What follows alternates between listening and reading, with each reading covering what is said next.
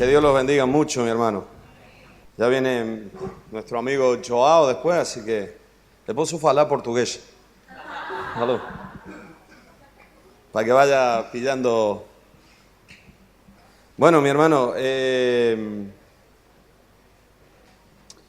decía nuestro hermano Javier que yo dije que había dejado muchas cosas y ya ni me acuerdo lo que había dejado, así que vamos a empezar. Yo sé que hemos orado, pero siento ganas de orar. Querido Padre, te doy muchas gracias por este tiempo juntos aquí. Gracias por tu presencia. Gracias, Señor, por tu gran amor, por tu gran misericordia. Gracias por tu gracia, Señor, y por tu palabra. Ayúdanos, Señor, ahora a entender tu palabra, a impartirla con sabiduría, libertad y recibirla, Señor, con claridad. Y que toda perturbación diabólica que haya en las mentes, en los corazones o en el ambiente, Señor, sea quitada de en medio en el nombre de Jesús. Y llevamos cautivo a tu obediencia todos nuestros pensamientos. En el nombre precioso y poderoso de Cristo Jesús. Amén y amén. Gloria a Dios. Ayer les decía a los hermanos que para poder entender mejor, o por lo menos a mí me ayuda mucho para entender mejor todo lo que sucedió en Pentecostés, es entender cuál es el sentir de Dios. Dios, el plan de Dios es la vida, hermano. El propósito de Dios siempre fue la vida. Y Dios creó al ser humano para que el ser humano esté entre Dios y el resto de la creación con un propósito bien definido que es transmitir vida a toda la creación. El anhelo de Dios siempre fue, lo dice la Biblia, que como las aguas cubren la mar, así será llena la tierra del conocimiento de la gloria de Dios. Pero el ser humano, como si se tratara de un reloj de arena, metió el dedo y dijo, Dios se queda arriba y nosotros hacemos la vida abajo. Satanás tentó al hombre para apartarlo de Dios. Y allí entra la muerte. Porque la muerte, filosóficamente, hermano, la muerte es la ausencia de la vida. Por lo tanto, donde no hay vida, lo que queda es muerte. Amén. ¿Lo entiende a esto, verdad? Por eso yo le decía ayer que a mi juicio cualquier pecado es igual, porque te separa. Da lo mismo si el corte es muy pequeñito o si es un desgarro muy grande. Si te has separado de la vida, lo que queda está muerto. En el Edén Dios creó, dice la Biblia, Dios puso dos árboles. El árbol de la vida y el árbol de la ciencia, del conocimiento, de los principios que rigen todas las cosas. Y Dios le dijo al hombre que tomara solo el árbol de la vida. Pero Satanás vino a decirle, tú puedes ser como Dios tomando del conocimiento. Y el ser humano quiso ser como Dios y automáticamente lo separó. Y eso habla del ego, del orgullo, de la vanidad. Y del anhelo del ser humano de ser como Dios. Es el conocimiento sin vida. Es conocer las cosas sin vida. Yo pienso que si Dios puso los dos árboles porque los dos tenían razón de ser. Si no, no hubiera puesto el otro árbol. Pero uno es el árbol de la vida. Es el árbol que es inverso, que tiene sus raíces en el cielo y da su fruto en la tierra. Pero el otro árbol, yo creo que estaba puesto allí para que cuando el hombre necesitara de ese fruto se lo pidiera a Dios. Porque cuando yo veo en el Nuevo Testamento la obra del Espíritu Santo produciendo algunos de los dones que hablaba Liliana ayer, te das cuenta que en realidad es eso, es Dios trayendo un conocimiento sobrenatural sobre el ser humano que rinde su voluntad y lo busca a Él. Pero no es de la voluntad, no es del orgullo humano de queriendo saber las cosas como Dios. El ser humano rechazó a Dios, rechazó la vida, se separó de Dios y entró la muerte. Y el plan del Padre siempre fue la vida. Siempre fue así. Y yo ayer te decía que hay un acontecimiento en la Biblia que nos muestra lo que fue Pentecostés de alguna manera, o fue un anuncio de lo que iba a ser Pentecostés, y es el Sinaí. Porque en Israel las fiestas son importantes, las fiestas siempre marcaron un planning, ¿no? Una hoja de ruta. Y hay una fiesta importante que es la Pascua, que en hebreo es Pesaj.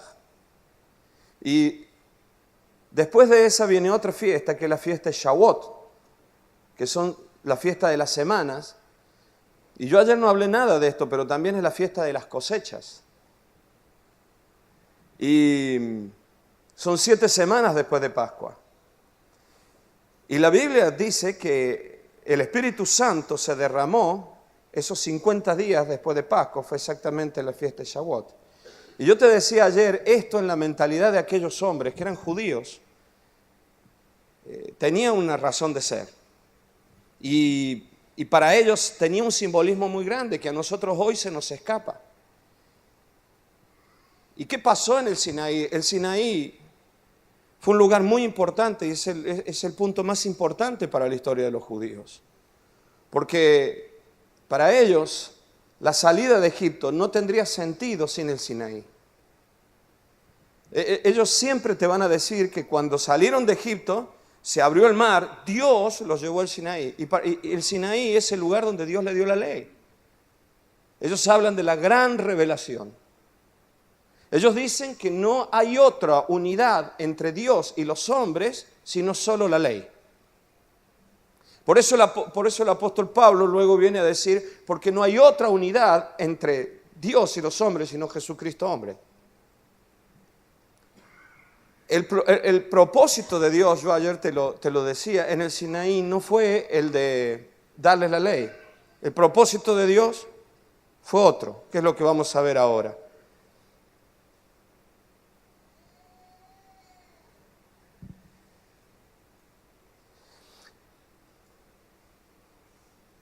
Cuando se habla del Sinaí, hermano, es hablar del conocimiento de un Dios poderoso, cuyo poder y fuerza estaban puestos para bendecir al pueblo, no para destruirlo. Para cumplir un plan, tal como había sucedido en el mar. Y el deseo de Dios era el que aparece, si tienes tu Biblia ahí, léelo por favor, que es Éxodo 19, versículo 4. Y dice, ayer te lo leí, dice, vosotros visteis lo que hice a los egipcios y cómo os tomé sobre alas de águila, y os he traído, y esto es lo importante, hermano, aquí dice bien claramente, y os he traído a mí. El propósito de Dios en el Sinaí era que el pueblo estuviera en comunión con Él. El pueblo decide en ese momento que Dios no hable con ellos, sino que le hable a Moisés.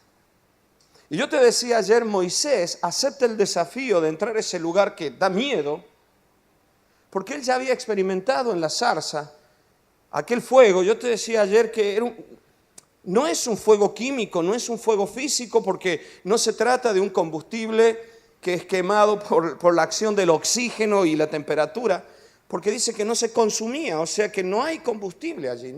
No era un fuego físico, no era un fuego químico, era una manifestación que un hombre unos 1000 y tantos años antes de Cristo está describiendo de esta manera, pero debe haber sido algo espectacular y maravilloso. Y Moisés veía esa luminiscencia, esa luz, ese fuego en esa zarza y se acerca.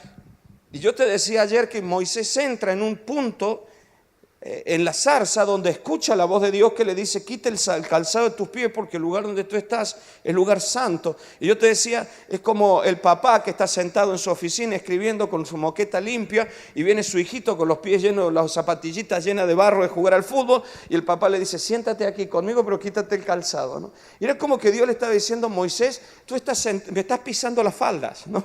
Has entrado en mi jurisdicción, has entrado a mí. Has llegado a mí, porque yo te llamé. No le está hablando desde lejos. No es un Dios lejano, no es una voz celestial que llega desde lejos. Ahora Moisés ha entrado y Moisés ha vuelto al mismo sitio, porque eso sucedió en el mismo monte, por ahí cerca, donde Moisés estaba con las ovejas. Y dice la Biblia que ahora está toda esa manifestación de la gloria de Dios en ese monte. Y Moisés no tiene miedo, él ya estuvo en la zarza, y Moisés entra allí y Dios habla con Moisés, y Dios le dice a Moisés, yo los he traído a mí. Y quiero que, para mí esto es muy importante, hermano, porque el plan de Dios era incluir al pueblo en él mismo. Nosotros tenemos la idea muy mitológica, ayer hablábamos de la influencia griega en nuestra cultura religiosa, de un Dios lejano en cielos griegos, diferentes capas de cielo, casi dioses mitológicos. Pero para el pueblo de Israel nunca fue así. Para el pueblo de Israel fue un Dios cercano, un Dios que hablaba, un Dios con el que se podía experimentar cosas. Y Moisés lo está experimentando en el monte. Y Dios, el mensaje de Dios allí es: yo los he traído a mí. Hice todo esto con Egipto, hice todo esto con el mar, para que vosotros y yo tuviéramos un encuentro aquí en este monte. No los había llevado al monte para darles una ley. Por eso yo te decía ayer, esto es un argumento maravilloso contra los nuevos judaizantes. Dios no los llevó al monte para darle una ley. La ley la pidieron ellos. Israel pidió la ley. ¿Lo está entendiendo esto? Porque ellos dijeron: que hable contigo y tú nos dices a nosotros lo que tenemos que hacer. Ellos pidieron ley. El plan de Dios no era darles la ley. El plan de Dios es lo que más adelante dice en los profetas, en Jeremías: yo escribiré en ellos la ley, en sus corazones. Es lo que sucedió en Pentecostés. Por eso cuando Jesús les dice: esperen en Jerusalén, y yo me meto en la mente de hombres como Pedro, y se va acercando los días a Shavuot, a la fiesta, yo estoy seguro que ellos habrán comenzado a pensar: algo especial está pasando aquí. Y está cargado de simbolismo y tiene que ver con todo esto. Dios los había llamado para estar con Él. Hermanos, siempre vemos, escúcheme bien, hermano, en un concepto un tanto errado, que el Espíritu Santo es Dios repartido en las personas. Casi como en un pensamiento generalizado, sin pensar mucho en lo teológico. El sentir de la mayoría de las personas: yo tengo el Espíritu Santo, ya tienen el Espíritu Santo. No lo pensamos mucho y parece como que el Espíritu Santo fueran porciones, ¿no? ¿Cómo? Lo parcelamos, exactamente. Y hemos llegado en algunos lugares, con todo mi respeto, casi a rayar, y si no hemos pasado el límite de la herejía al decir las porciones, ¿no? Porciones de unción, porciones de espíritu. Yo ayer le decía, hermano, hay que entender la Biblia desde este punto de vista judío, no hacernos judíos. No estoy diciendo eso, por favor entiéndalo. Nuestra visión de la Biblia es muy griega en algunos aspectos, en que todo lo clasificamos, todo lo separamos, y no es así. Yo no puedo, por ejemplo, medir el amor. Yo quiero que veas esto: todas las cosas que tienen que ver con la vida y la existencia no son medibles, no son contables. Yo puedo medir una cantidad de libros, yo puedo medir kilómetros, yo puedo medir altura, puedo medir la presión, pero no puedo medir las cosas esenciales de la vida. No puedo separar. Yo no sé dónde empieza mi alma, mi espíritu, ni siquiera sé dónde empieza mi alma y mi cuerpo, no sé. Ahora, como si estuviera repartido, hermano, y no es así. El Espíritu Santo, con el Espíritu Santo, la gente se une a Dios. Es casi lo mismo, pero no es lo mismo. En el Sinaí, Dios dijo: los traje aquí para meterlos en mí. Cuando el Espíritu Santo fue derramado en Pentecostés, Dios no se parceló. Con la muerte de Jesús, Él es el segundo Adán. Jesús decidió en vida, con plena libertad. Si no estuviste ayer, escucha la grabación de ayer. Con plena libertad y con total uso de su voluntad, Jesús, como el segundo Adán, decide hacer la voluntad del Padre. Y muere en la cruz y resucita sin pecado. Y hay una unidad perfecta entre el Padre y el Hijo, y nosotros hemos escogido que Él nos represente. Él nos representa en la cruz al morir, es como mi apoderado. Él murió por mí en la cruz, Él resucitó por mí de entre los muertos y está sentado a la diestra del Padre por mí, representándome a mí. Y yo, unido a Él por medio del Espíritu Santo, estoy unido al Padre. La Biblia dice que nosotros estamos en Cristo Jesús. Es cierto que Cristo está en mí, Pero yo estoy unido a Cristo Jesús. No se trata de que el Espíritu ha sido parcelado en millones y millones de cristianos, sino que el Espíritu es uno, Dios es uno, un trino Dios Padre, Hijo y Espíritu Santo morando en todos, y Él es el todo en todos. Pero Él no está parcelado, luego entonces nosotros hemos sido incluidos en Él. Él es la cabeza de un cuerpo que es la iglesia. Ayer Liliana hablaba de esto. Yo me imagino, yo le decía el otro día a los hermanos en Granada algo parecido a esto. Imagínate, Héctor, que de pronto una mañana te despiertas, te das vuelta y miras al lado de la cama, tu esposa durmiendo al lado tuyo, con el cuerpo de tu esposa y mi cabeza. ¿Quién dijo ay por ahí? De verdad, hermano, es casi grotesco. Yo me lo imagino y me ofendo yo mismo, ¿vale? Es algo grotesco, hermano. Es como que no encaja, ¿no? O al revés, la cabeza y el cuerpo mío, ¿no? Y te doy un abrazo, ¿no? Peor, ¿no? Ya casi más grotesco todavía, ¿no? Dios mío, bueno, no sigamos por ahí, hermano, que vamos a terminar todo malo aquí. Me estoy metiendo en un charco. Venía muy inspirado, yo muy serio, muy emotivo. Hermano, cuando la iglesia cuando no entendemos esto y la iglesia no es realmente lo que tiene que ser, como decía Liliana ayer, es algo grotesco. Él es la cabeza de su cuerpo. Por lo tanto, no estamos hablando de miembros desordenados, cada uno con el espíritu como quiere, haciendo lo que quiere, sino que todos hemos sido incluidos en Él. Si no, es imposible, hermano. No es bíblico lo otro. Eso es un concepto muy occidental del individualismo cristiano, pero no tiene nada que ver con los principios bíblicos. Si nosotros volvemos a leer bien claramente lo que Dios quiso hacer en el Sinaí, Él dijo, yo los he traído, a mí en hebreo de entender eso, los he traído para meterlos aquí adentro. Jesús dio a entender algo de esto, dijo, como la gallina que cobija a los polluelos. Yo quería incluirlos. Una hermana amada decía, algún día el Señor, como quien recoge pétalos sobre una mesa, nos recogerá todo en su presencia.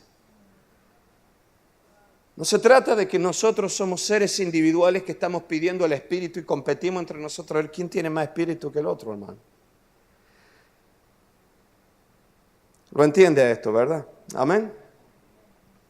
Por eso, con todo mi respeto, hermano, no se trata de que Dios me empodera, sino de que yo soy participante de la naturaleza divina y del poder divino por estar unido a Él. No es al revés. No es que yo soy un individuo que recibo poder y tengo poder para hacer lo que quiero.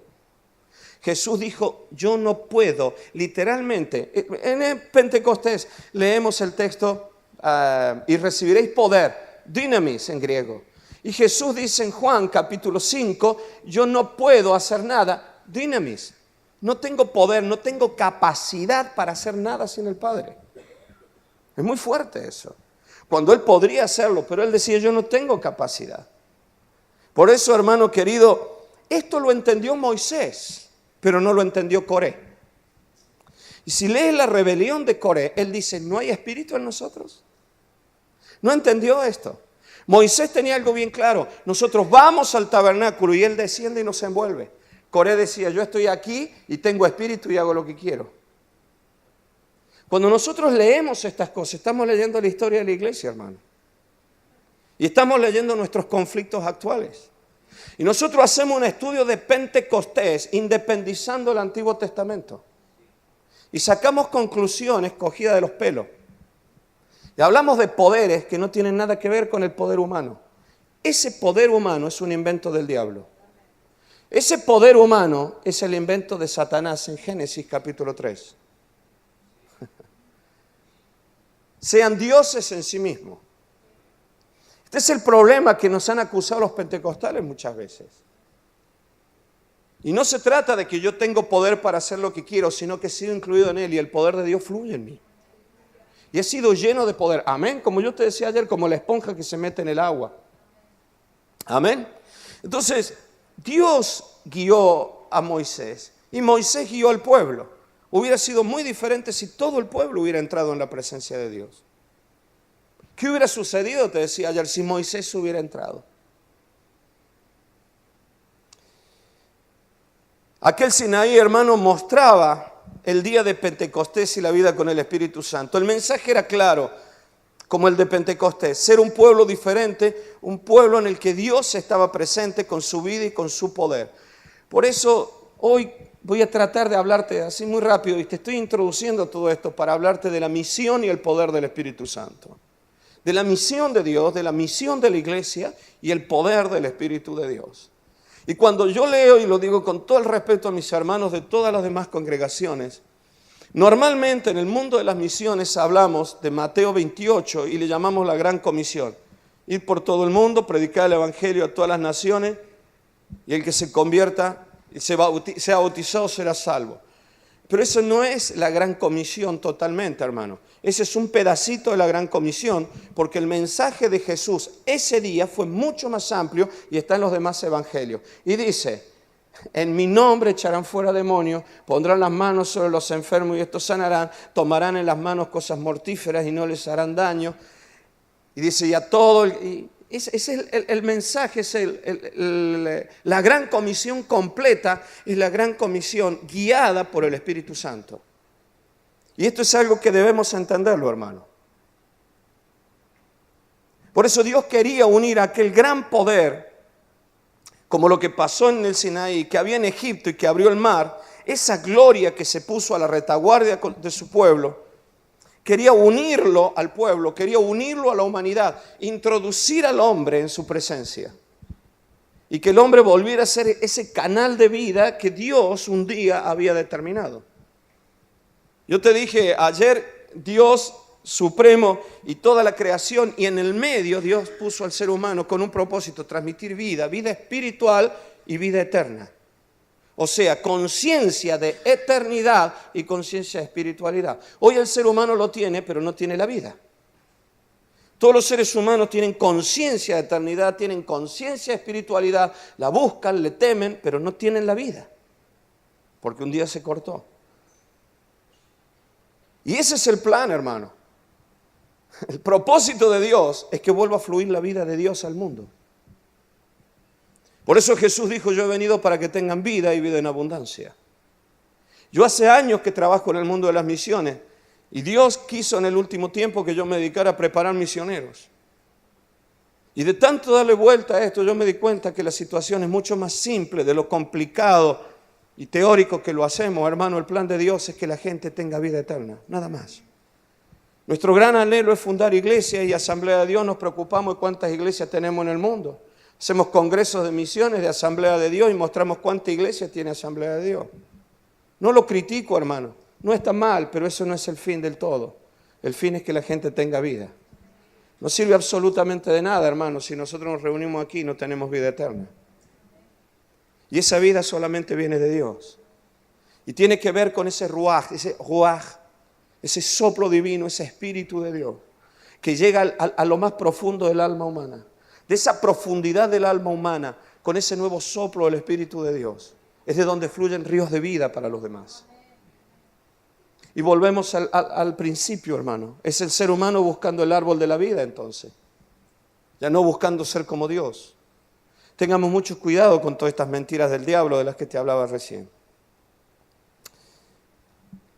El deseo de Dios entonces en el Sinaí era unir el poder que venció en Egipto, el poder que abrió el mar, con la humanidad. Yo quiero que recuerdes un versículo que está en Filipenses, capítulo 3, versículo 10. ¿Qué dice ese versículo? Pablo decía cuál era su gran anhelo.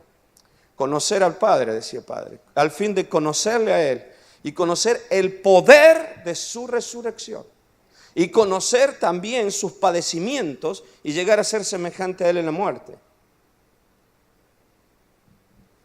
Pablo decía, yo quiero conocer este poder.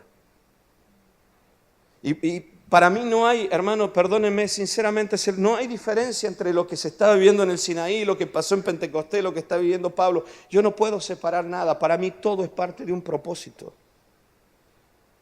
Y es parte de un sentir de Dios. Y el apóstol Pablo decía, yo quiero conocer esto. Te dije recién, hermano, Moisés conoció esto y Coré no. Coré nunca lo entendió. Coré entendía que cada uno podía tener poder en sí mismo y no aceptaba que Moisés tuviera poder y él no. Este es el problema de nuestras iglesias en la actualidad. Y este es el problema de la misión moderna. De la competencia entre nosotros, saber quién hace una obra más grande. Si pudiera llegar hoy a las tentaciones en el desierto, lo que hablamos hoy, hermano, ¿cuántos de nosotros construimos ministerios en los pináculos del templo? Para demostrarle a los demás que somos tan hijos de Dios como otros. Eso es algo tan diabólico, hermano, porque trae muerte, trae destrucción. Pero Jesús, hermano, como hombre, siempre inclinó su voluntad al Padre. Escúcheme bien lo que le voy a decir ahora. Pero ahora Jesús, a lo que se está refiriendo Pablo, Jesús estaba muerto. Jesús estaba humanamente muerto. Su cuerpo estaba muerto. Durante todo el tiempo en la tierra, Jesús siempre inclinó su voluntad al Padre. Él hizo lo que el Padre le dijo que hiciera. El poder del Padre, el poder de Dios fluía en él. El Espíritu de Dios actuaba con libertad en él. Pero ahora, el cuerpo de Jesús está en una tumba y está muerto. Y aquí sucede uno de los grandes milagros de la humanidad. Y es que ese poder de Dios levanta un cuerpo muerto que en ese momento no tiene capacidad de decisión ni de voluntad. Y es levantado vivo. Es un hecho totalmente sobrenatural. Y Pablo decía, yo quiero conocer ese poder, que va aún más allá de mi capacidad intelectual, que va más allá de mi razón y aún más allá de mi voluntad. Es el poder que da vida a los muertos, decía Pablo. Es algo, hermano, que nosotros necesitamos vivir en este tiempo. No te estoy hablando de los escalofríos de un hermoso culto pentecostal. Te estoy hablando del poder que le puede dar vida a tu hijo que está espiritualmente muerto. Que resucitan matrimonios, hermano. Que hace llorar, como me pasó a mí, a un muchachito de 19, 20 años que lo tenía todo. Tenía dinero en ese momento, tenía estudio, tenía carrera universitaria, estaba muy bien, con buen trabajo, con buenas cosas. Es un poder que va más allá de la razón humana, que va más allá de la voluntad humana, pero que tiene que ver con alguna disposición, con una unidad del pueblo con Dios. Y dice que Pablo quería experimentar eso. Muestra un hecho sobrenatural que va más allá de su capacidad, de su voluntad de hacer las cosas. Jesús ya había resucitado muertos, hermano. Lázaro, 4 días muerto, pero ahora el muerto físicamente era él. Y Dios lo levanta. Y Pablo dijo, yo quiero conocer esto. Yo quiero conocer esto. Te lo vuelvo, por favor, quiero que entiendas esto. Este es el conflicto de los discípulos. Hermano, hay muchas verdades en la Biblia que para entenderlas tenemos que despojarnos de nuestra mentalidad occidental y temporal. Hoy nosotros vemos las enseñanzas bíblicas después que pasaron. Por eso las creemos y las entendemos. Pero yo quiero que pienses por un momento si tú hubieras estado allí. Jesús está en una tumba, hermano. En una tumba. Y que probablemente la mancharon de blanco. ¿Sabes? Las tumbas judías son cuevas con especies de camillas en las piedras, donde se ponía el cadáver envuelto para que se pudra. Y una vez podrido y seco, se limpiaba todo, se guardaban los huesos, se metían en una vasija, se ponían debajo, se limpiaba y se preparaba eso para otro cadáver que se pusiera de la familia allí. En el proceso de pudrición del muerto se manchaba con blanco. Por eso Jesús dijo, vosotros sois sepulcros blanqueados, porque hay alguien que se está pudriendo allá adentro. Y lo más seguro es que ese día, cuando pusieron a Jesús allí, alguien manchó con blanco, diciendo, aquí comienza la pudrición de alguien. Jesús está muerto. Si hubieras entrado en ese momento, hubieras tocado su cuerpo, tal vez estaba frío. Lo cierto es que Jesús resucitó. Yo no quiero abundar en detalles, mi hermano, pero la Biblia dice que limpiaron el cuerpo. Eso significa que no solamente lo limpiaron de sudor y de sangre, sino de todo lo que sufre una persona cuando fallece. La mentalidad de los discípulos es: el Señor está muerto. Para nosotros hoy es fácil criticar a Pedro y criticar a todos los que se escondieron en aquel tiempo. Pero yo quiero que por un momento tú pienses esto. Lo cierto es que aquel primer día de la semana, de madrugada, la tumba estaba abierta y vacía y Jesús había resucitado. Él en ese momento no hizo absolutamente nada por resucitar. El Padre lo levantó con poder. Y Pablo decía, yo quiero experimentar ese poder dentro mío. Pero quiero que entiendas esto. La Biblia dice que el plan de Dios siempre fue incluir al pueblo en Él. Y con Cristo Jesús Él nos estaba uniendo a su presencia. No somos seres individuales poseedores de un poder que pueden hacer lo que quieran. Nosotros somos parte de una iglesia. Somos miembros los unos de los otros. Tenemos inteligencia, tenemos decisión, tenemos libertad, pero no tenemos, hermano, la autoridad ni la capacidad para hacer lo que querramos con ese poder como si fuera nuestro. No se trata de que Dios a ti te da mucho poder y te da poder, te capacita para hacer cosas a tu antojo. Ese no es el plan, hermano. Eso es una locura. Eso no es bíblico. No está en la palabra. Lea Efesios, lea Filipenses, lea Colosenses, lea Romanos. No existe ese concepto individualista dentro de la iglesia. Es Dios fluyendo a través de su pueblo. Por eso, hermano, el propósito, la misión y el fruto. El propósito es la vida, hermano. Adán abrió un paréntesis, te decía ayer, en la historia de la humanidad, e introdujo la muerte. Tienes que ver el plan de Dios como una gran circunferencia. Dios es eterno. Para Dios no hay pasado ni futuro. Dios es un eterno presente.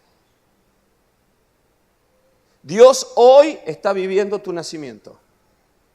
Hoy está viviendo este día y Dios está viviendo tu funeral hoy. Dios lo sabe absolutamente todo. Dios lo puede ver todo. Por eso cuando nosotros pensamos que el ser humano arruinó el plan de Dios, nos estamos equivocando, porque el hombre no arruinó el plan de Dios, el hombre se arruinó a sí mismo. El ser humano al caer en el Edén abrió un paréntesis y en ese paréntesis está la historia de la humanidad, nuestro tiempo cronológico. Allí está Adán y allí está Jesús. No existe un plan A y un plan B. Jesús fue tan plan A como todo lo demás. ¿Y por qué digo todo esto, hermano? Y por lo que te decía recién, que la muerte es la ausencia de la vida y todo esto que te venía diciendo recién. Porque este segundo Adán, Jesús, unió, produjo vida. Dios es la vida, hermano. Dios es la fuente de la vida. Y el deseo de Dios es transmitir esa vida. Y Jesús vino para transmitir esa vida. Ese es el propósito del Padre. Por eso quiero que ahora vayamos y leamos un poquito para seguir hablando de esto de la misión, del fruto, del propósito. Génesis capítulo 1. Vamos a volver a hablar de ese ruaj, de ese espíritu, de ese soplo. Dice Génesis 1:2, y la tierra estaba desordenada y vacía, y las tinieblas estaban sobre la faz del abismo, y el ruaj, el Espíritu de Dios, y el Espíritu de Dios se movía sobre la faz de las aguas. Y el propósito de Dios era a través de este Espíritu traer vida. ¿Lo entiende esto? Esta es la razón de la misión, hermano. La misión no es solamente el proselitismo evangélico, es llevar vida. No es una acción social solamente, es llevar vida.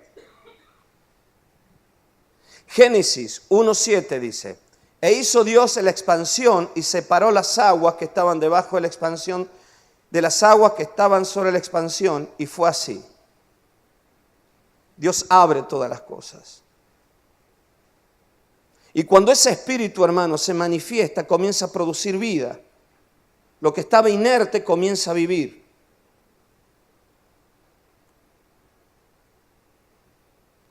Pero no acabo de equivocarme, es el capítulo 2 de Génesis, perdón. Que dice que Dios sopla sobre el hombre y el hombre es un ser viviente. Dios coge al hombre y lo hace del barro.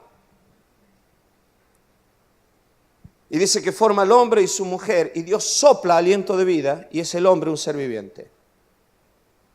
Y yo ayer te decía que la palabra ahí es nefes, que significa que el hombre recibe un alma viva.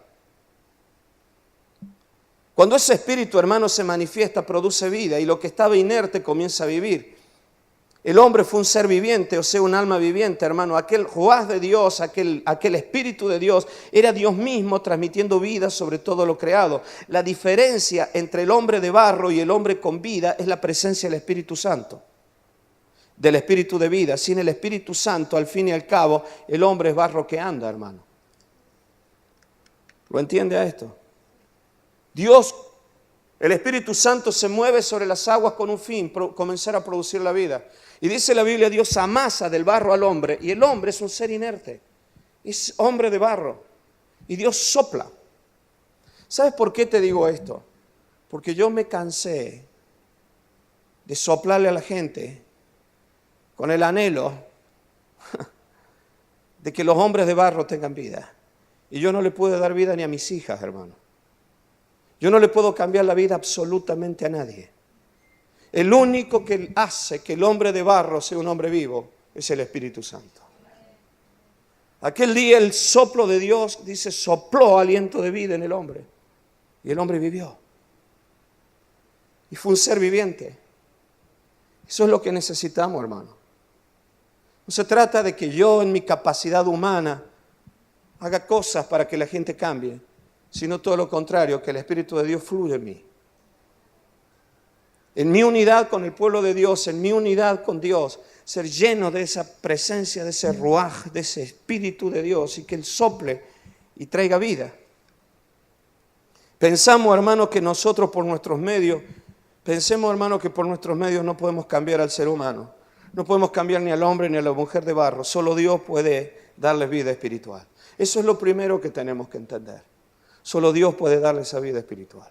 Por eso la misión de Dios, sin el soplo del Espíritu de Dios, es un fracaso. Es simplemente activismo. Podemos tener dinero, hermano, podemos construir grandes templos, podemos organizar grandes congresos, pero no hay vida. La razón de la existencia nuestra y de la presencia del Espíritu en nosotros no se está cumpliendo porque no hay vida. El plan del Padre es la vida. Yo ya me cansé, hermano, de mirar en los números. A mí ya esto... Cuando a mí alguien me pregunta cuánta gente tengo en la iglesia, prefiero que me pregunten cómo está la gente de mi iglesia. Hay pastores en Corea del Norte que están transmitiendo vida. Hay pastores en Marruecos que están transmitiendo vida. Y hay pastores en otros lugares del mundo que solamente transmiten éxito. Quiero que volvamos a hablar, hermano, para ir aprovechando el tiempo. Otra vez sobre el Salmo 51. Quiero que veas un poquito la experiencia de David con respecto a todo esto. David decía, crea en mí, oh Dios, versículo 10 y 11, un corazón limpio y renueva un espíritu recto dentro de mí. No me eches delante de ti y no quites de mí, escucha esto, no quites de mí tu Santo Espíritu. Vuelvo a esto, la palabra espíritu en hebreo, ruaj, significa viento, como el neuma.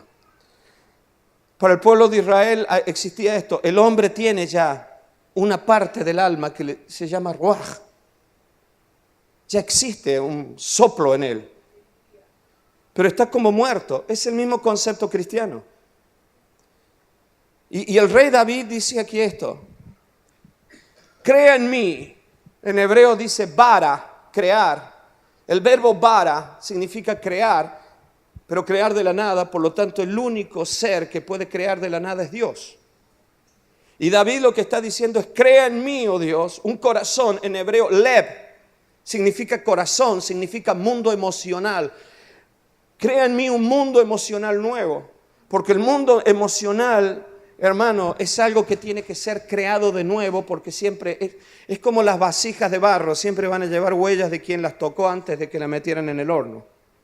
Yo llevo recuerdos en mi alma que ni siquiera sé cuándo se produjeron, pero probablemente yo estaba en el vientre de mi madre cuando me afectaron a mí. Y el rey David dice, crea en mí, pero cuando se refiere a su espíritu dice lo siguiente, escúcheme bien, hermano, dice, renueva un espíritu, vuelve a soplar ruaj en mí. Y luego automáticamente, ¿qué dice? Y no quites de mí. Y dice en hebreo, tu kadosh ruaj, tu Santo Espíritu. ¿Sabe quién es este? Este es el Espíritu de Dios. Quiero que entiendas esto, hermano. Ya hombres como David tenían una percepción clara de lo que era ser lleno del Espíritu. Quiero que entiendas esto, hermano. Con todo mi respeto te lo digo. David estuvo al lado del rey Saúl y el rey Saúl quiso matarlo pensando que David quería el trono y David no quería el trono. No le importaba el trono, quería servir a Dios. David solo quiso matar a Goliat, no quitar un trono. Pasaron los años y Absalón se levantó. Y David se hizo al lado y dejó el trono vacío y dijo, yo no quiero esto. Si no es de Dios para mí, yo no lo quiero. Te estoy hablando de un hombre que ni siquiera defendió la posición en un trono. No quiso un reino. Sin embargo, cuando se trataba del Santo Espíritu, él gimió, gritó y clamó y dijo, eso sí, ese no lo quites de mí. ¿Qué había vivido David? ¿Qué había experimentado David? Que dijo, prefiero perder un reino, pero no perder tu Santo Espíritu. Hay un soplo dentro mío, que es la vida de Dios en mí. No es que Dios me dio vida para que yo haga lo que quiera, es que esto es lo que me une a Él. Esto es algo maravilloso, hermano. Esa fue la experiencia de David. Amén. Esa fue la experiencia maravillosa. Entonces, ese espíritu, ¿por qué lo pedía David? Porque por ese espíritu él hacía cosas maravillosas. Ya tengo que terminar. El Espíritu Santo, hermano, nos impulsa en forma sobrenatural. Es el conocimiento de Dios, no el nuestro, hermano. Dios, lo que te dije recién, nos da revelación, discernimiento. La vida con el Espíritu Santo, guiado con el Espíritu Santo. Este fue la obra de Pentecostés, hermano. Fue el pistoletazo de salida con un hecho sobrenatural tan grande. La Biblia dice que aquel día había judíos de toda la geografía que fueron impactados. Por eso yo ayer te decía, cuando Pablo llegaba a algunos lugares, se encontraba con comunidades cristianas. De hecho, mi hermano, la comunidad de Antioquía, la iglesia de Antioquía, que fue una de las iglesias más poderosas que hubo en la antigüedad, fue una iglesia fundada por cristianos que habían sido impactados en Pentecostés. Dice que venían de Cirene. Y si lees el día de Pentecostés, dice que había gente de Cirene. Nadie había llegado. Es la actual Libia en el norte de África. Ningún apóstol había llegado todavía a Libia. Y en Libia había cristianos, judíos cristianos, que cuando volvían, llegaban desde Chipre, desde Cirene a Antioquía, predicaban el evangelio. Fue una explosión que excedió la capacidad humana, que excedió la lógica de los discípulos. Excedió los métodos, los planes, los deseos. Esto es algo impresionante. Estamos hablando de una manifestación de ese poder de Dios que va más allá de la lógica. La lógica está basada en lo que conozco, en lo que sé, en lo que he experimentado. Y Dios rompe esa lógica. Mira, no tengo tiempo para leértelo. Pero la experiencia de Jesús con Lázaro, mejor dicho, la experiencia de los discípulos de Marta y de María con Lázaro y Jesús. Ellas, ¿qué le dicen? Ven, porque tu amigo está enfermo. ¿Tuvieron fe? Claro que sí. Claro que la tuvieron. Hermano, te voy a decir algo. Tuvieron tanta fe o más que tú. Nosotros criticamos mucho a estas mujeres. Pero lo que hace Jesús allí, otra vez, nosotros lo entendemos porque lo hemos leído. Pero Jesús no viene. Yo no sé cuántos de ustedes han clamado a Dios y Dios no respondió. Y ellas claman y dicen, ven, ¿en quién ponen la confianza ellas? En Jesús. No ponen la confianza en ningún curandero judío. Ellas ponen la confianza en Jesús, pero Jesús deliberadamente no va. Y Jesús dice que va para que Lázaro muera directamente. Y cuando llega, ustedes conocen todo lo demás, y Él dice, me alegro por vosotros que haya muerto. Me alegro por vosotros que haya muerto. Eso no lo podemos entender. Que Dios te diga, me alegro que tu hijo haya muerto. Me alegro que tu hermano se muera. No podemos entenderlo, hermano. Hoy nosotros criticamos esto, pero aquí había una gran lección que tiene que ver con este poder que mueve la misión. Jesús estaba enseñándole a los discípulos lo que tenía que ser la iglesia en la misión, hermano. Porque cuando Jesús llega, tú conoces la historia, Él lo resucita. Y allí suceden cosas que son muy, muy interesantes. Porque ellas querían que su hermano viviera y esperaban y deseaban que Jesús hiciera algo. Pero ellas actuaron por lo que habían visto. Su fe estaba basada en la experiencia con Cristo. Esto no está mal, hermano. Fe que la mayoría de los que estamos aquí tenemos es, creemos en Dios, pero al fin y al cabo eso era conocimiento, era experiencia. Demuestra que siempre estamos atados o dependemos de lo que hemos visto o lo que hemos oído, hermano. Pero para hacértelo más corto, hermano, Marta se enfada. Y se enfada porque se frustra. Mira, hermano, una meta que peligra produce ansiedad. Y una meta que nunca se alcanzará produce frustración. Ahora Marta ya no tiene fe. Ella dice, todo se acabó. Y hay 3 estados aquí. Quiero que lo veas muy bien. Lo posible conocido. Lo imposible. Lo posible conocido. Lo imposible conocido. Y lo posible por conocer. Lo posible conocido es la fe de todo el mundo. Estudié y puedo hacerlo. Lo he visto antes. Lo imposible conocido es la fe de Marta. Es imposible que él se sane sin un médico, pero Jesús ya lo ha hecho y lo va a hacer. Pero ahora está lo imposible por conocer. Y lo imposible por conocer está dentro de una tumba, hermano, con una piedra. Esa piedra es lo que nos separa de nuestros planes, de nuestra experiencia, de nuestras capacidades, de aquello imposible por conocer. Yo sé que en la vida, hermano, todavía me quedan muchos imposibles por conocer. La Biblia cita algo maravilloso de un hombre llamado maravilloso, que se llamaba Abraham, que cuando su hijo tenía que ser sacrificado, Abraham dijo, según Hebreos, que tenía fe para creer que Dios lo podía levantar entre los muertos. Y dime tú, ¿quién había sido levantado entre los muertos antes de ese día? Nadie. Era lo imposible por conocer. Es esa maravilla de pensar y de decir, yo estoy unido a un Dios maravillosamente poderoso. Es el que me está impulsando a hacer cosas que van contra mi lógica, que van contra lo conocido, pero que tienen que ver solo, pura y exclusivamente con su poder sobrenatural.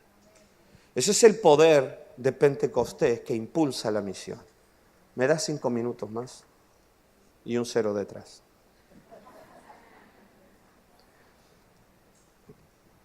Jesús fue impulsado al desierto.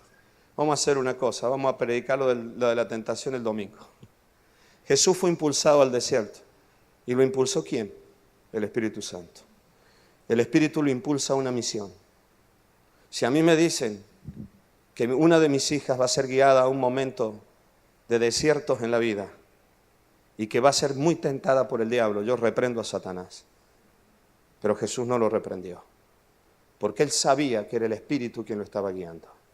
El Espíritu guió a Jesús a que convirtiera piedras en panes. Jesús no había venido a comer panes de piedra. Jesús sabía que el pan más adelante lo iba a multiplicar, pero era pan de harina, harina de trigo, trigo cosechado, que fue sembrado de un grano que cayó en tierra y murió. Porque hay un proceso en la vida, hermano, no el milagro fácil. Dios respeta los procesos y eso es algo importante entender en la misión cristiana como pastores y siervos de Dios. Dios nunca hará un milagro que vaya contra un proceso de vida. Pastor, ora por mi hijo para que le vaya bien. Y tal vez Dios no quiere que le vaya bien, Dios quiere que entre en un proceso para salvar su alma. Dios nunca hará un milagro que va contra los procesos de la vida. Hoy la gente busca milagros fáciles. Toma todos los reinos y adórame. Jesús no vino a eso. No se trataba de ser rey de reyes sin antes haber sido siervo. Pero lo que te quería decir, porque esto siento muy fuerte en el corazón, Él le dice, súbete al pináculo del templo, como en la película de Titanic, Mesías, y demuestra que eres el Mesías.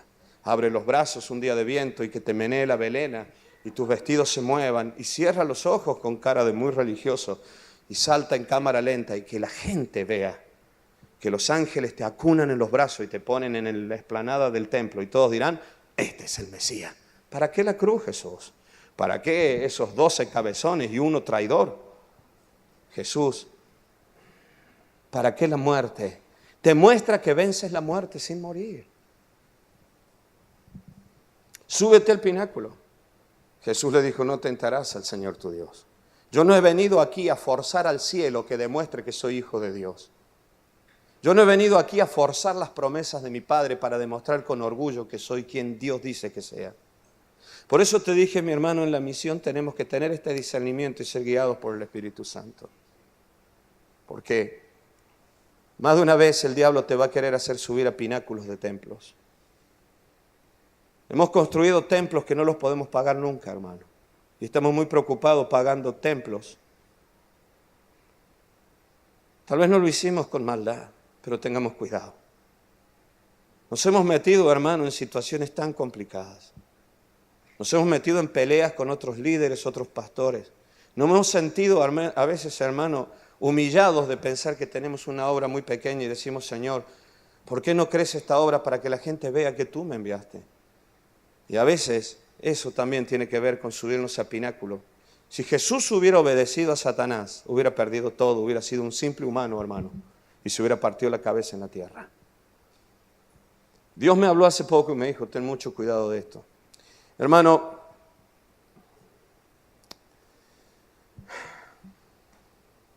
le hago un pantallazo muy rápido y lo dejamos ya para el domingo. Pero necesitamos, una de las grandes obras del bautismo del Espíritu Santo en la misión es esto, ser guiados. Él nos respaldará con poder. No estés tan preocupado en las señales. Jesús dijo, y estas señales seguirán. Por lo tanto, mi gran preocupación es que Él me guíe. Mi gran preocupación no tiene que ser la señal. Ese es problema de Él. Mi problema es que Él me guíe. Y Él nos guía, hermano. Él nos guía. Un profeta cansado. Como nos ha pasado tantas veces, ¿no? Hemos servido a Dios tantos años y nos cansamos. Elías, perseguido por la reina Jezabel, se va al Sinaí a buscar los acontecimientos de Pentecostés. Al gran Dios poderoso que haga algo, intervenga en la historia y le salve la vida, como había salvado a los otros del faraón. Y busca el poder de aquel monte. Y sabes la historia, un silbo apacible. Y allí estaba la voz de Dios. Hace no mucho tiempo Dios me habló con esto y me dijo, Daniel, si no aprendes a oír mi silbo apacible, nunca puedo guiarte a ti. Y yo le dije, Señor, quiero oír el silbo apacible. Necesito tener mis oídos tan abiertos, Señor. Mi corazón tan sensible, quiero escucharte. Porque los fariseos, hermanos, no distinguieron al Mesías cuando estaba con ellos. Lo esperaron durante siglos. Y estuvo allí y no lo vieron. Los dos discípulos camino a Emaús, Jesús les dice, tardos, pesados de corazón. ¿No os habéis dado cuenta antes que era el Mesías, que era yo resucitado quien os estaba hablando? Y yo dije, Señor, mi corazón a veces está pesado. ¿Por qué te digo estas cosas, hermano? Pues no sé, pero ya vamos a hablarlo con todo esto del desierto y te voy a hablar de Felipe el domingo entonces, porque ya no tengo tiempo. Pero escúchame bien, solo te digo esto. El mismo rey David sale a la guerra y él dice, ¿atacaré, Señor? Dios le dice, sí, enfréntalos. Y yo estoy contigo. Amén. Los otros se reagrupan y vuelven. Y David podría haber dicho, ya sabemos cómo hay que enfrentarles a esto. ¿Y qué dijo David? Vuelvo a consultar a Jehová. ¿Y qué le dijo Jehová? Cuando escuches el ruido del viento sobre los arbustos, actúa. Y yo me imagino al rey David allí con los soldados. ¿Atacamos, Señor? ¿Atacamos, rey? Shh. Cuando escuche los chopos moverse. Señor, se escuchan todos los árboles, tanto ruido. Rey, hay tanto ruido en este lugar. Cuando escuches el silbo del viento en las copas de los arbustos. Este es nuestro problema, hermano. Necesitamos volver a oír claramente la voz del Espíritu. Hazme oír tu voz, porque el tiempo de la canción ha llegado. Se ha oído la voz de la tórtola, le dice Dios a su iglesia. Es la iglesia que habla y que escucha el susurro y es guiada. Todos los que estáis aquí, que sois padres de familia, si queréis ver el poder pentecostal en vuestras vidas, ya conocemos todo este poder, hermano. El problema es que necesitamos recordarlo porque no lo estamos viviendo constantemente. Pero ¿sabes qué? Necesitamos volver a estas cosas sencillas que tienen que ver con esa gran obra del Espíritu de Dios, empujando nuestras vidas a hacer su voluntad. Para el domingo dejo lo que me queda casi la mitad. Querido Padre, gracias por tu presencia, gracias por tu gran amor en este lugar. Y gracias, Señor, porque tú nos guías. Que tu Santo Espíritu vuelva a soplar vida en nuestros corazones. Queremos ser guiados por tu Santo Espíritu.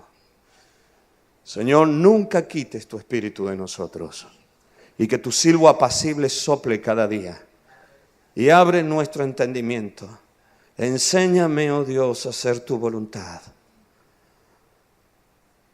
Guíanos por sendas de rectitud, porque tú eres nuestro Dios.